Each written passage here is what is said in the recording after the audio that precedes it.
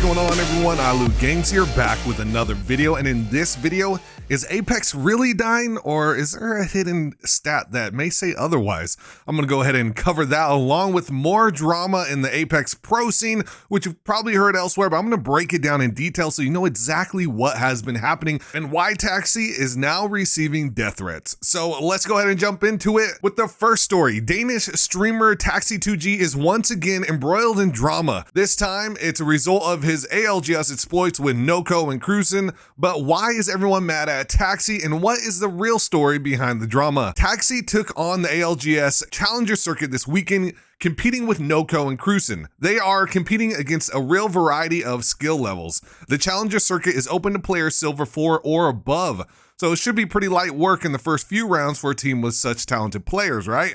But apparently not. Taxi and Co had a fair few tense moments across their games. One particular altercation caused so much tension that Taxi rage quit the entire tournament mid-round, and he instead headed off to Smurf and Bronze lobbies. But why? Let's take a look. I'm batting. 50 HP on the I'm going in from your side. Your old side. Aping you. Bursted. Help. Bro. He had to pop it back. Yeah, but he has to say that. Gotcha. Come on. You can win this. One's here. Both on that door with shield. So what happened there? Taxi clearly enters the building from another door to fight the team inside. Noko is already dead, so Taxi and crew are taking on a team 2v3, which, as you all know, is very difficult. Just as Taxi swings in and peeks, crew hears Taxi calling, aping you, and slides down the stairs to escape without making it clear to Taxi what he was doing. Taxi said after the game on his stream he was wrong to do a howl and yell before the game was over, but at the time he did express his frustration at what he felt was a lack of communication. This isn't a big deal though, right? Surely not worth quitting over. Well, that wasn't the only miscommunication that team had. Let's take a look. Bomba! Come down if you can! Oh. Wait, what? Oh. Dropping.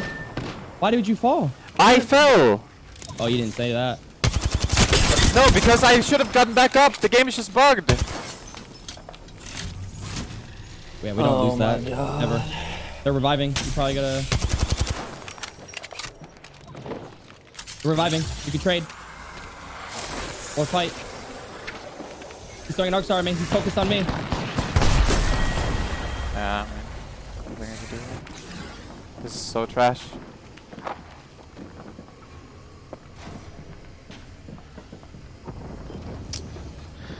Love how I go up. I didn't know that they horizon ulted, so I got sucked automatically.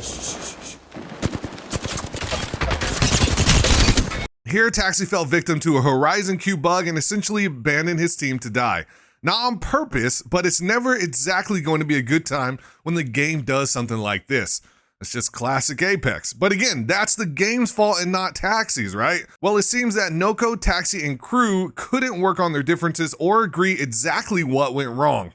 On Twitter, Taxi shared several further clips of times he was doubted, gaslighted, and ignored, as he said. So what are the facts here? The facts are that mistakes were made in the fights from both sides. In the first clip, Taxi calls aping you and should understand that will make crew panic and enter survival mode. Crew should still let Taxi know he is leaving and hitting a bat. All pro players tend to be in the habit of calming every action that they take. Then you should easily chalk off the incident in terminal to the game being trash as always, and just go on and get on with the rest of your day. In a competitive environment, you have to be able to give and take criticism, and you also have to know when to let things go. Getting super hung up on one issue and going over it again and again is not helping anyone. Now look, Taxi is tweeting out that he is now getting death threats. So what exactly is Taxi getting all this hate for? Well, because he rage quit the tournament and left crew and Noko to duo. Anyone who has competed before knows that you need your teammates to stay together, at least for the tournament you are playing.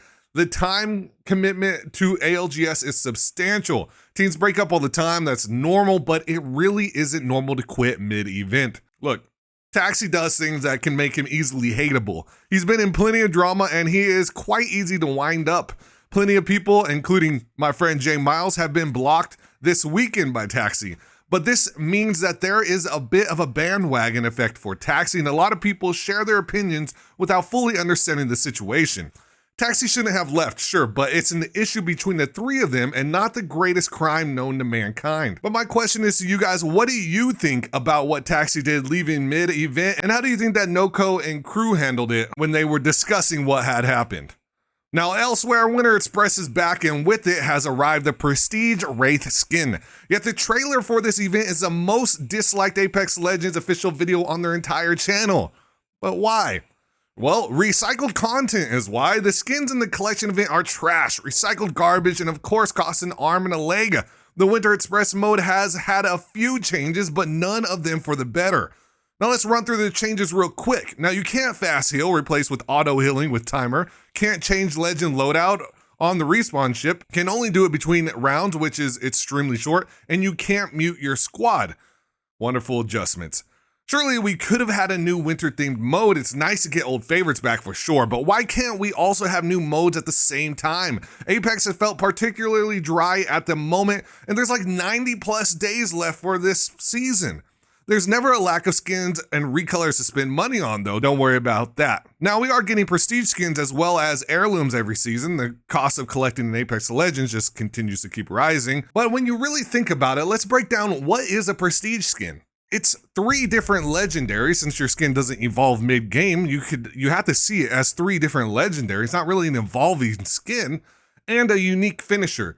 Now, is that worth, and does that replace the fact that you used to get an heirloom? Or what about town takeovers? What happened to all the effort, the teasers?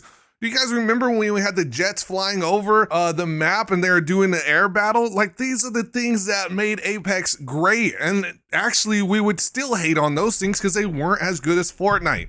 Now it appears that Apex has just completely given up. So what are your thoughts about this, guys? Are you going to keep giving them money if they keep putting lower and lower effort in? If your events are just filled with recolors from past events, is this what you're going to pay for every time just so that you can get that heirloom or you can get that prestige skin?